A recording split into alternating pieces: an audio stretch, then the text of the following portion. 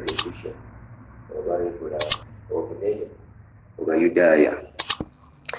Omusajja oyo yali musajja musomi nga yakwata Tawuraati, nga musajja mugezi era nga Abayudaaya bamwesiimisa.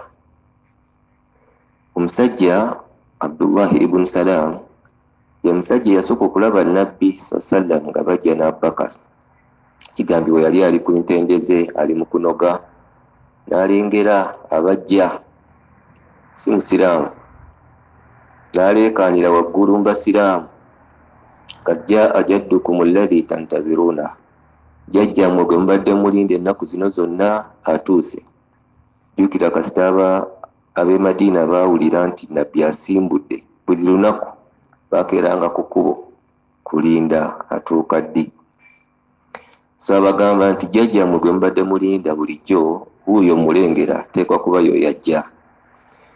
Era ye kennyini Abdullahi ibn Salam ng'amaze okusiramuka yeeyogerako agamba nti nali omu mu bantu abaasooka okutuuka ku Muhammadi nga yakayingira e Madiina, naye nze ekyantwala si kumwaniriza, kumwetegereza, kulaba omusajja ono alina obubonero bwa Nabbi ffe bwe tusoma mu Tawuraati yaffe.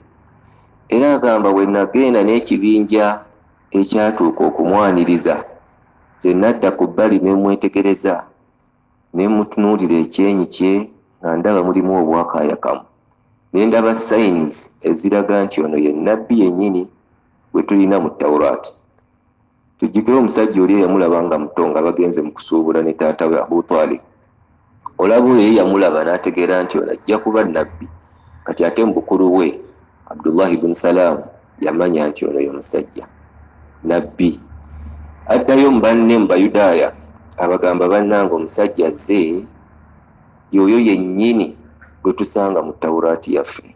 Tawuraati yaffe gweyogerako ye Nabbi yennyini. Wa innahu akhu Musa, oyo muganda wa Musa yennyini ategeeza mu bwa Nabbi. Twandimugoberedde. Abayudaaya baalaba bubi Abdullah ibn Salam ku bigambo by'abagambye, naye nga wamaadhalika mu bo mwalimu nabo abamulabye nti ono ye Nabbi. Abdullah ibn Salam wadde alabye obubonero obwo, yayagala okuwa interview Nabbi sallallahu alaihi wasallam amubuuza ebibuuzo ebyongera okukakasa nti yeye, naye nga tanaba mubuuza ng'amaze okusiramuka anyumya. Agamba nti we nagende wa Muhammad nzijukira bulungi ebigambo byasooka okwogera eri abantu n'abitubuulira. Agamba nti Muhammad yagamba abantu b'omu Madiina ng'atuuse, ayuha nnaasi afshu salam wa at'imu at'am wasilu al-arham wa sallu bil-layl wannaasu niyam tadkhulu jannata rabbikum bisalam. Abdullah ibn Salam atuwulira hadithi ti Muhammad yali yakatuuka e Madiina, ebigambo byasooka okukubiriza abantu yabakoola abagamba ayuha nnaasi, abange bantu mmwe benzizeemu, afshu salam, muyitirize okusaasaanya emirembe. Kiyinza okutegeeza mirundi ebiri, muyitirize okwetoolera salam, afshu salam, buli ng'osanga munno muwe salam, oba afshu salam mukolere emirembe, mirembe gibune. Ng'oli wabeera tewali buvuyo, waliwo omuntu wabeera nga ye talekanga taleseewo ntalo. So afshu salam, mukolerere okulaba nti emirembe gibuna. Wa at'imu at'am, ate mufube nnyo okuliisa ku bannammwe emmere, abayina n'abatayina, kubanga emmere tebagiriisa banaku bokka, nza n'okuyita bagagga banno n'obaliisa ku mmere. Wa yut'imuna at'ama ala hubbihi miskinan wa yatiman wa asira. Eyo kategori yali yogera ku bateesobola, abanaku, abaavu, abankuseere, bamulekwa n'abawambe, naye ate n'abagagga banno si kibi kubaliisa ku mmere. So wa at'imu at'am, muliise ku bantu emmere, mukole ku bijjulo. Ekyokusatu, wasilu al-arham, mufube nnyo okulaba nga muyunga eŋŋanda zammwe. Oluganda lugazi, Luganda omuntu, buli muntu alina oluganda ku sayidi ya maama n'oluganda ku sayidi ya taata. Ku sayidi ya maama eriyo oluganda lwa mirundi ebiri, eriyo obuba bukojja, naye n'obukojja bulina layini bbiri. taata wa maamawo ne maama wa maamawo, ezo layini za njawo. Ne ku sayidi ya taatawo bwekityo waliyo oluganda lwa mirundi ebiri, maama layini ya maama wa taatawo ne layini ya taata wa maamawo, so oluganda lugenda lugaziwa. Nabbi abagamba wasilul arham, oluganda mulutwale nga kintu kikulu. Ennaku zino abantu naddala mu nsi ezo ez'abazungu tebamanyi nnyo ŋŋanda. Ŋŋanda bamanyi ye, mukyala we n'abaana be, tebayita nuclear family. Naye bino nti mwana wa muganda wange ate senga kojja ewaabwe si bikulu. So nabbi abagamba nti oluganda kintu kikulu. Oluganda kitonde. Nabbi yali aboogerako mu njogera endala. Kitonde kiri ku arushi ya Allah, kisiiba kiraajana. Allah yungo yanyunze ate okutulewo yakutudde oluganda. So wasulul arham wasallu billayli wannaasu niyam. Nabbi yakubiriza abantu mwemanyize okuzuukukangako ekiro musaale ku salatu tahajjud, ku salatu layl, ng'abantu beebase. Eyo swala yankizo nnyo mu swala ze tusaala naddala eza sunna. So muzuukukengako ekiro, musaaleko ekiro, musabe Katonda wammwe, tadkhulu jannata rabbikum bisalaam. Bwe munaakola ebyo mujja kuyingira ejjana ya Mungu. Ebyo bigambo Abdullah ibn Salam yabyogera, yabiwulira ku nabbi nga tannasiramuka. Abdullah ibn Salam wajjeewa nabbi sallam buuza, ya Muhammad, inni sa'iluka thalatha, nina ebibuuzo bye njagala okubuuza bisatu. Nkakasa bulungi teri ayina ansa yaabyo okuggyako nga nabbi, era bw'onampa ansa zaabyo nja kusiramuka. Amubuuza Muhammad, mbuulira akabonero akagenda okusooka okubaawo akanaalaga nti ekiyama kituuse. Akhbirni awwal shart min ashrati saa. Ekibuuzo ekyokubiri, njagala ombuulire abantu bwe banaayingira ejjana kijjulo ki Katonda kyagenda obbagabira, ki kye bagenda okusooka okulya abanaayingira ejjana. Ekyokusatu, njagala ombuulire omwana afaanana ddi taata we, omwana afaanana ddi maama we. Ebibuuzo bisatu. Nabbi sallallahu alaihi wasallam agamba ti omusajja bw'ambuuza ebibuuzo ebyo nali siina ansa zaabyo nga sibimanyi, naye mu kaseera ako kennyini Allah ansindikira Jibril n'ampa ansa z'ebibuuzo by'omusajja. Ekibuuzo ekisooka, kabonero ki mu bubonero bw'ekiyama obunene akagenda okusooka okugwawo? Nabbi amugamba nti naarun tahshuru nnaasa min almashriq ila almaghrib. Akabonero mu bubonero bw'ekiyama akagenda okusooka mu bubonero obunene, kubanga ekiyama kirina obubonero obutono n'obunene. Kati mu bubonero obunene akabonero akagenda okusooka gugenda kuba muliro, gujja kwekuma nga guva mu bitundu by'e Yaman, Mashriq, nga gugoba abantu gubaze Sham, ebitundu by'e Palestine. Ku mbonero bw'ekiyama obunene ke kagenda okusooka okubaawo. Omuliro Allah yamanyi gye gunaava, bamu bagamba gujja kuva ku nnyanja, gwekume gugobe abantu, makulu nga bwe gujja weekutya abali awo bonna badduka, gubatwala mu direction emu. Tahshuru nnaasa min al-mashriq, badduka bava mu bitundu by'e Yaman gubatwale paka e Palestine. Oyo mulaba omuliro bwe gwekuma mu bitundu America wawa, ebyo ne byekumako omuliro. Ako ke kabonero akakulu akasooka mu bulene obunene, era nabbi yatugamba nti ekyo bwe mukiraba bali baawo, alaikum bisham, mwettanire nnyo ebitundu by'e Palestine gye mujja okufuna obuweerero n'obuddukiro. Ansi eyokubiri, kijjulo ki, kyakulya ki abantu b'omujjana kye bagenda okusooka okulya Allah kyagenda obbagabula?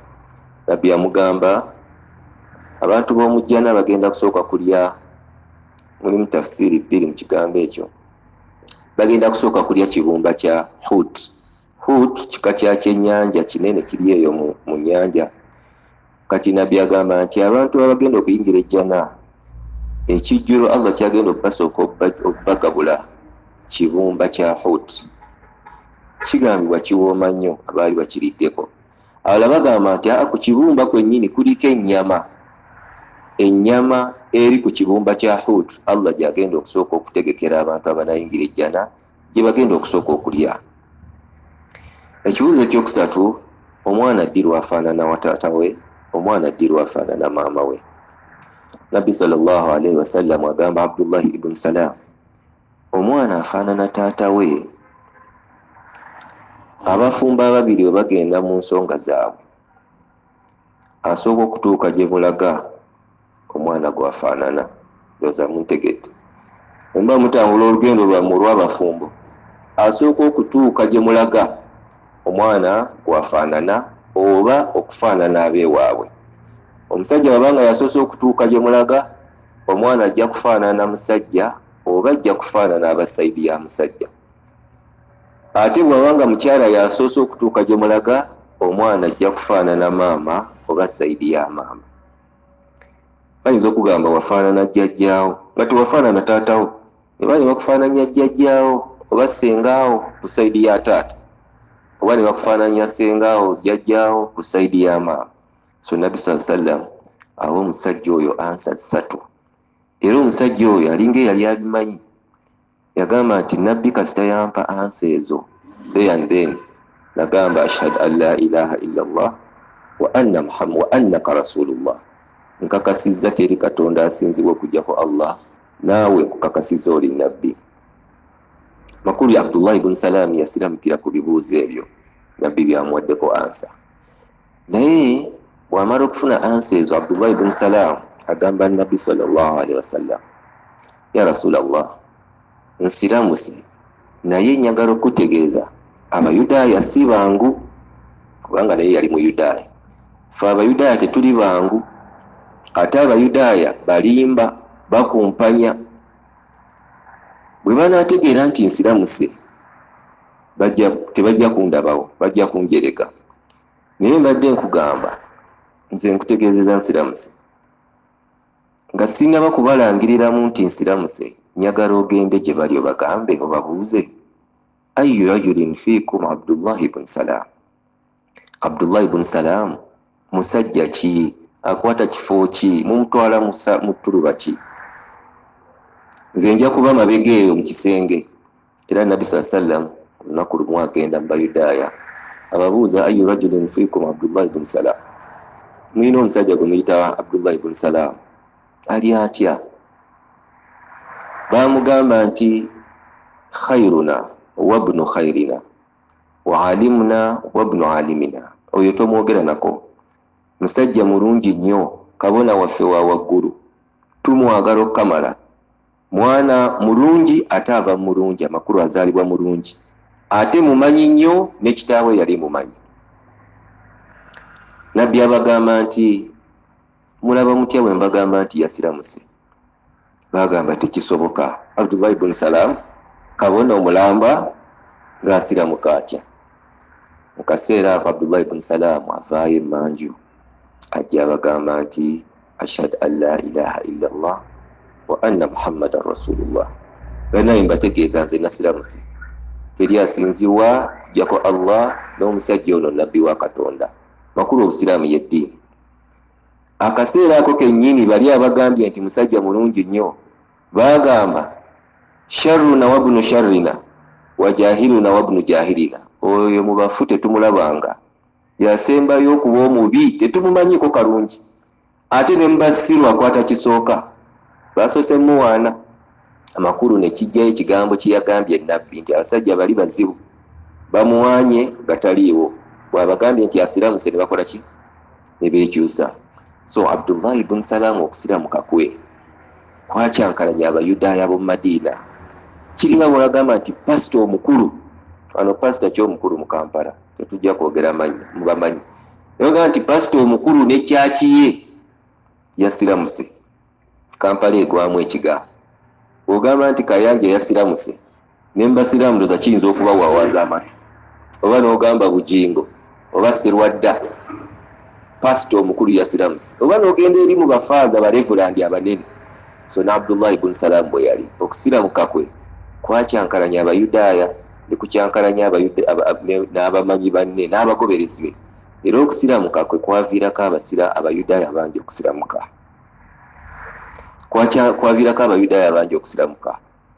Abayudaaya bwe balaba nga nabbi Muhammad atandise okubayingirira, atandise okubasiramulamu abasajja abanene, baanoonya butya bwe bakikomya. Ne batandika okusala pulaani.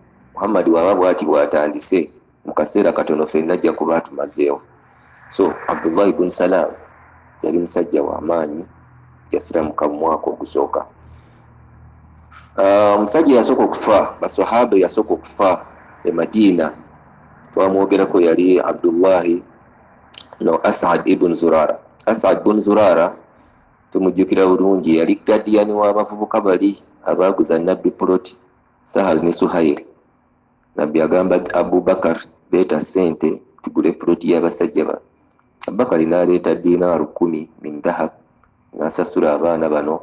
Asad ibn Zurara n'ateekako omukono, bayi yali omujulizi, ettaka ly'abaana baguze gule, tebaligabye bugabi. So sahabi oyo amakulu omuzikiti gwa nabbi we guli, sadakatu jaaliya ya Abubakar wali origino we yatandikira puloti. Abubakar yasasula ssente nga nabbi amugambye leeta ssente, n'agigula. Kati omusajja yeekolera dda sadakatu jaaliya y'emu ku zo, kuba nti we neefuuka ne haramu namba. So Abdullah ibn Zurara yalwala obulwadde, Nabbi sallallahu alaihi wasallam n'amulambula mu bulwadde bwe, n'afiira mu bulwadde bwe mu mwaka ogusooka. Omusajja oyo tumujjukire, nabbi bwe yali akola bayatul aqaba thaniya, endagaano ey'okubiri n'abasajja b'e Madina, yali omu ku bo, ate yali omu ku bannuqaba abanene nabbi be yali alonze ku 10. So Asad ibn Zurara esahabi yasooka okufa mu Madina, era nabbi n'alagira bamuziike mu Baqi al-Gharqad. Twalaba sahabi yasooka okuzaalibwa bannabbi yazze Madina, Abdullah ibn Zubair, mutabani wa muwala wa Abubakar ayitibwa Asma. Asma yava e Makka ng'ali lubuto lukulu, era bamuzaalira Quba. Bwe bamuzaala ne bamuleeta ewa nabbi sallallahu alaihi wasallam, ye yamutuuma erinnya lya Abdallah. So Abdullah ibn Zubair mu basahaba abaava e Makka ye yasooka okuzaalibwa, ate mu basahaba b'omu Madina ba Answar yasooka okuzaalibwa nga nabbi ali mu Madina, baali bamuyita An-Nu'man ibn Bashir. Okuzaalibwa kwa Abdullah ibn Zubair kwasanyula nnyo bamuhajiruuna abaali bavudde e Makka. Lwaki? Bwe bava e Makka ne bajja e Madina, abayudaaya bano abaali batasanyuse kujja kw'abasiraamu, kubanga bawulira buli nga abasiraamu bazze mu nsi yaabwe, Muhammad ye mukama waabwe. Kati bagamba abavudde e Makka, abasiraamu abavudde e Makka, twagala okubategeeza temujja kuzaala mwana n'ogu ke muzze e Madina. Bakulu balinga ababakuba ebisiraani, teri musajja avudde Madina ajja kuzaala. Kati ekyo kyeraliikirizanga nnyo basahaba bamuhajiruuna nti tetugenda kusobola kuzaala. Kati okuzaalibwa kwa Abdullah ibn Zubair kwasanyula basahaba ne kimenyawo ekigambo ky'abayudaaya kye baali bajja bayimba. Katukome wano inshallah omundi ogujja tujja kulaba omwaka ogwokubiri na biki ebyatambuliramu. Subhanakallahumma wa bihamdik, ashhadu an la ilaha illa anta, nastaghfiruka wa natubu ilayk. Assalamu alaikum wa rahmatullahi wa barakatuh.